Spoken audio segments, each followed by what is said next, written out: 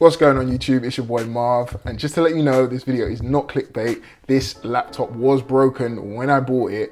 I just didn't know about it and I had to kind of unveil that for myself. In this video, I'll be talking about the 14-inch MacBook Pro, and I'll be sharing my thoughts on what it does for me as a freelance photographer, videographer, creator, whatever you want to call me. Honestly, I wish I made this video a lot sooner. Like, there are a lot of great videos out on YouTube already, but the reason why I'm here is I've watched so many of them, even though I've had the laptop right in front of me. It's always a breath of fresh air to get a different perspective and get someone else's understanding of how they're getting on with the laptop. So enjoy my take on talking about its battery life and performance, the ports, the screen color, accuracy and brightness, the speakers, the trackpad, which most people haven't really spoken about, having little to no fan noise or kind of heat building up or anything like that. And lastly, the speed and responsiveness to editing. So let's talk about it, no particular order. Let's just have a chat and see where we go. Let me take the friction from your lips, and I'ma love you, girl, do So long story short, for the last couple of years, I've used the Lenovo T48S. Oh no, wait, hang on. T480S, and that's always done the job for me. I've not really known any better, if that makes any sense. It's just been, I've had that, it's managed to do what it's done, and it's kept me providing content for you guys and getting my client work done. Halfway through 2021, Adobe released some form of update, which updated the minimum requirements of a machine to use the software. And in doing so, that stopped my laptop from being able to perform optimally the way that it always did for me beforehand. And for you tech guys, I know this isn't a techie kind of review. I couldn't use my GPU. So I relied heavily on my GPU before to do what I could do with it before. And for some reason that just stopped working. I had to use it all in program. So things like exporting a 20-minute file would take me 12 hours. I couldn't work like that, even for clients. If I made small minor mistakes that needed to be adjusted, I can't have that as a turnover time. So you get the point. What I did was I reached out to friends of mine who really did help me, really did take the time to explain to me all the different things that may help me when it comes to my editing. Now, they come from more of a gaming background, and I know video editing and gaming are somewhat similar, but after learning what I've learned now, it's just not the same. It's not the same thing. So there were a load of Geekbench tests that were done and all that kind of, no offense, nerdy stuff. For creative stuff, it wasn't the same, you know? So I that stayed in my mind. Knowing as well that I've been a Windows guy through and through when it comes to using a Mac. I think I used a Mac for literally less than a week. Learning the OS system was going against me. All my Windows people, let me know who you are in the comments. Just leave me some sort of comment if you're thinking about changing, if you've already changed, if you're not going anywhere. Tell me about your experiences and tell me if I'm wrong. I'd really appreciate it. So on one side, I had the benefits of a system that I already understand. I had price on my side. I had availability on my side. But then on the Apple side to things, I had true colors with the screen. I've heard so many good things about Apple all the time, and I use an iPhone. So that's gonna help me out when it comes to getting continuity with my work. You know, what I edit and what I see on my screen is what I get on the most part. The M1 chip, what everyone was discussing, and I think that was it. Like, maybe it's because I'm doing the video and I can't really think of all the factors that went into play whilst doing so. But ultimately, it came down to those. The AirDrop was huge for me. Like, I was using Share It, guys. I don't know if you guys know about Share It. Hopefully I'm putting you on right now and I'm giving you something that's gonna help you. But if you're an iPhone user, but Windows and Windows user, you're gonna struggle transferring files very easily. Share It is just like AirDrop, but you just have to open up the app. Fast forward anyway, I ended up going with the Mac, and in the first few days, I didn't really push it. Like I didn't even really open up any creative apps. I think I did one test, which I'll tell you about in a second, but a lot of it was just getting used to the new operating system. If you are transferring from Windows, please bear this in mind, because there are so many frustrating things that Apple has. And I'm gonna share the guy's name. I keep forgetting it, but he was also a heavy Windows user, a lot better than myself by the sounds of it. But he had so many struggles. There were so many questions that he was asking and no one knew the answer to, like how do you cut and paste? And like apparently he went on loads of forums and Apple people were like, well, you don't need to do that. You just copy it and then delete the old version. It's just like, as a Windows user, why is that a thing? Why is that even a problem? One of the massive ones that he had a whole video about was transfer speeds.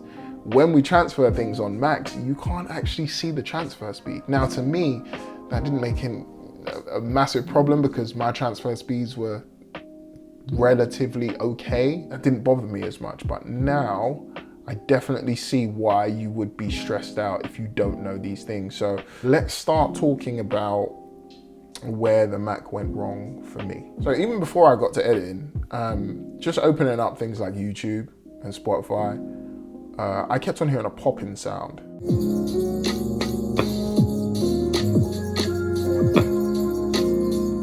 Now this sound was kind of like, you know when you've got an aux cable and it might be like break-in or whatever, and the jack is just kind of moving it around and it's popping. That was a noise that I was getting constantly. It would happen every 10 or so seconds, just randomly and sporadically. So I'd be watching the YouTube video and it's just popping away and I'm like, what's going on? I never really thought of it as a massive deal, but I had phone issues, so that's why I ended up going to Apple on it. Whilst going to Apple, I also thought I chipped it somehow. It turned out it was a dead pixel. So there were a couple of things that were wrong with my M1. What really accelerated that pop-in and that problem there was when I'd be in Premiere and I might have 4K timeline, a grade on it, photos. Guys, this is something that I've always asked loads of street photographers as well who put up their photos. When you're editing, do you really suffer with like real lag? I just want to know, and I just want to, once again, this is something for the comments. I just want to clear this up in the comments, right? Because I've struggled for the years I've been doing this, having photos on my timeline. Whether it's because I got 61 megapixel camera, I don't know, and the file sizes are massive, I don't know. It just kills it without fail. But this M1 Mac can eat those up. It's fine. There's no problems. You can play it in full res.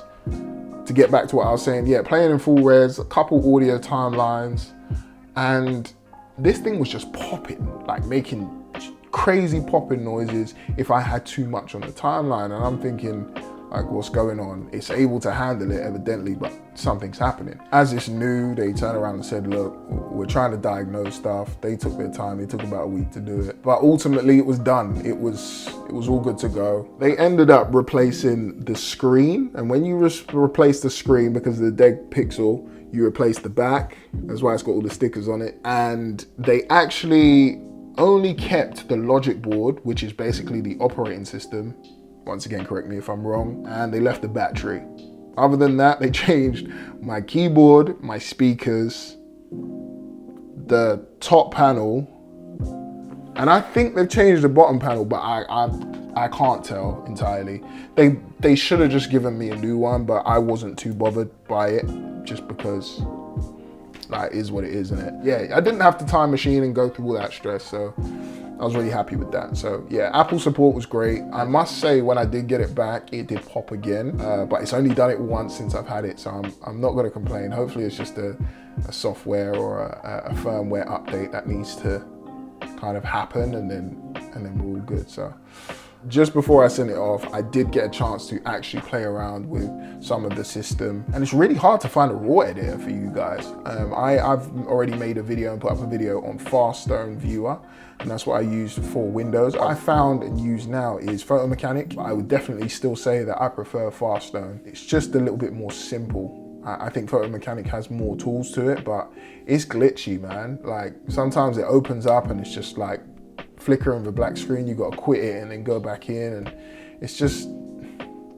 Anyway, let's talk about the good stuff. Let's talk about the magic. I don't know how it does what it does. I exported, because I was in the middle of sorting out a wedding album and library. So I exported almost 1,000 photos. I can't remember the timing, but it was well under 20 minutes. And it might have even been 10. But all I know is that it was light speed. We're talking, if I had to do that on my old laptop, not long ago, I exported like 3,000 photos and it took me hours. I'm sure it was about 2 or 3 hours. Something that not everyone's saying online is that the laptop does get hot and the fans do kick on, but I've only found that in Lightroom, or no, I don't even think I found it in Premiere or Media Encoder. I've only found it happen in Lightroom when I'm exporting more than 100 files at a time. The fans do kick on. So I don't know why, maybe it's just my faulty Mac, but I don't know why everyone's saying that they don't kick on. They definitely do with Lightroom exports. Now let's move on to Premiere. My God, once again, I thought that editing was fast before, having like the loop deck on the side, and like I thought the loop deck was responsive then. Now it's like minute movements. It's got it down packed. Like I can use it so much better now. The trackpad, guys, unreal. The haptic feedback on the trackpad. I'm not even going to explain it. I'm just going to tell you that, and you're going to have to experience it for yourself at some point because it's ridiculous. Imagine you are scrubbing, or no, not even scrubbing. What's the word? Imagine you've picked up a clip from your timeline and you're moving it around, right? You know how, I don't know if all of you edit the same way that I edit, but I use like the magnetic tool where if I'm moving a clip around and I put it close to something, it kind of clips to it. You feel that with your fingers. I went and bought a mouse, a really good mouse actually. I don't even want to use it anymore because the haptic feedback is like a fail-safe to make sure that you're clicking it in the right place.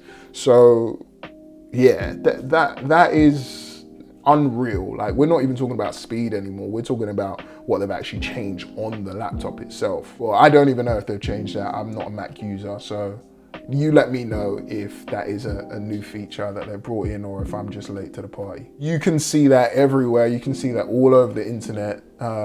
This laptop can handle anything. And I haven't got 8K footage. I've not got 6K footage. I've not got this, that, and the other. But for most of us that are editing in 4K, like I said, shooting on the A7 IV, so I'm shooting at higher bit rates now. It has no problems at all. I also saw some people putting 4K on 4K on 4K and splitting it up, and it's not as smooth as what I've seen online, but you don't need to do that. These people are like pushing it. And in my instances, I play it back, like I said, 4K timeline, bit of a color grade. I tried out multiple layers. You do get a bit of lag, especially playing it back in full res. You do get a little bit of lag, but that's me trying to piss it off, you know? And if I ever do need to be in that situation, I actually did do a birthday video not too long ago, and I did kind of piss it off, but compared to what I'm used to, it's night and day. Like worst comes to worst, I just turn down the playback res and I'm somewhat okay, unless it's the 61 megapixel files. Nothing really completely handles that yet. So that's my Premiere talk, all pretty much done. Let's talk about all the bits around the laptop that make it great for a creative. So exporting, I briefly touched on it with Lightroom. Premiere Pro's exporting is ridiculous. Fair enough, I haven't even really exported with Premiere Pro. I always export with Media Encoder. And just to let you know now, if you are dealing with a machine that does not export faster than the time of the timeline, trade it in for this Mac. Because I'm dead serious with that. Like, street photography video that's 20 minutes, it's got these 61 megapixel files in it. It eats it up before the 20 minutes are done. It will do it in 17 minutes. And that's with different layers on it that I've put in there. If you're just shooting just for footage, it chew it up and spit it out. That's how good it is. So exporting time is ridiculous. Yes, there might be better things out there. You might want to get the Max or whatever, but I don't think you need it. I got the, you know, I'm gonna leave the specs on the screen because I've forgotten. I've not got the base 14-inch, but I just went up one. I'm not in the right frame of mind to justify my reasons right now, but I went up one and I feel like I made the best decision ever. Yes, it would have been great to have a Max just to why not? If you have an iPhone but use a Windows computer, do not sleep on AirDrop, please. Just don't. I'll leave it there. Just don't. You are anything like me, stop doing what you're doing and change. Just do it. Also, the usability, FaceTime.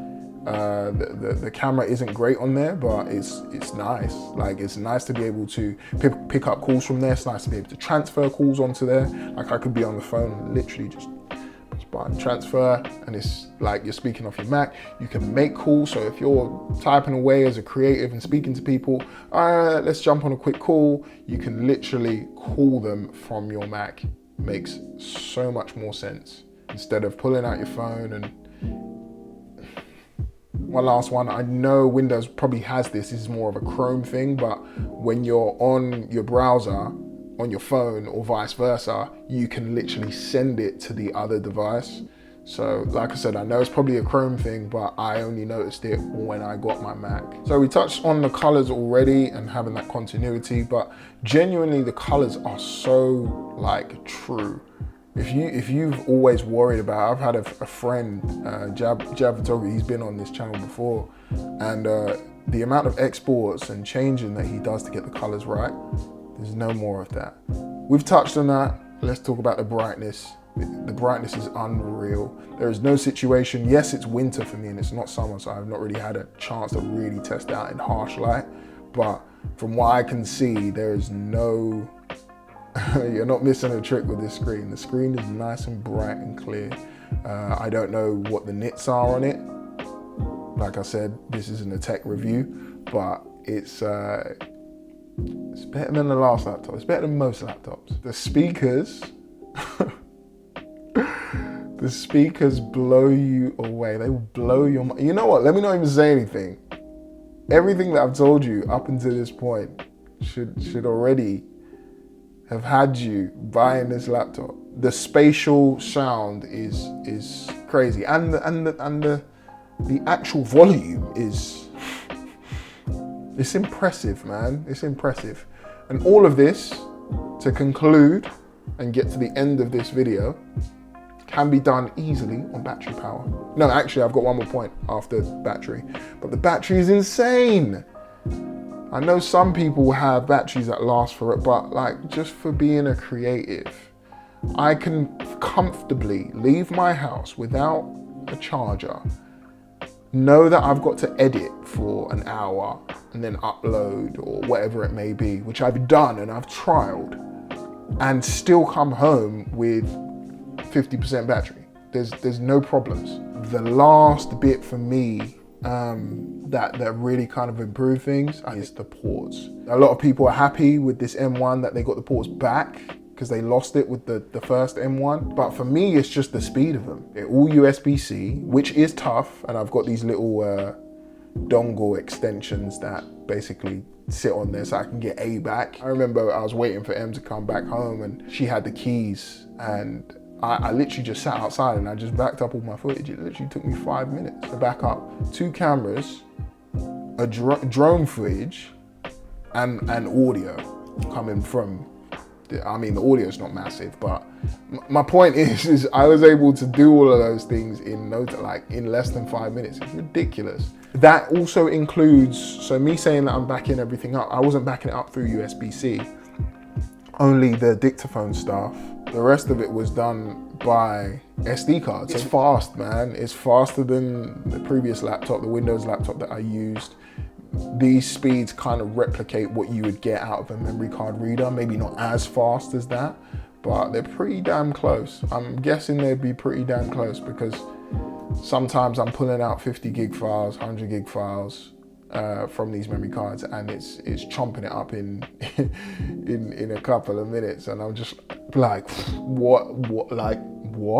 Yeah, that is my massive talk, rant experience with the new M1 14-inch MacBook. I wish, like I said, I could have brought this out a bit earlier, but it's here now. If you have any more questions, if you've got any more thoughts in comparison to what I've mentioned today, please don't be a stranger. Hit me up in the comments, hit me up on Instagram. I'll be more than happy to talk to you about it and trial any things that you might be kind of on the fence about, and we'll just kind of, you know, take it from there. So with that being said, this is actually my last day of work for the new year. So hopefully that will mean I get to experience this Mac. I have a feeling that I'll have this video chopped up in no time. There's not a lot of B-roll to go with it, so hopefully it will be with you guys soon. The date is now the 22nd, so let's see how quick I do things. No, actually, I'm not going to say that because I like to schedule my uploads at a certain time, and I don't really want to, you know, Christmas is coming. I don't know, it'll be out when it's out, but I have a feeling that this won't take me long at all. So if you like this video, go and assault that like button. I'd appreciate seeing you guys again, definitely in the comments. Until the next one, peace.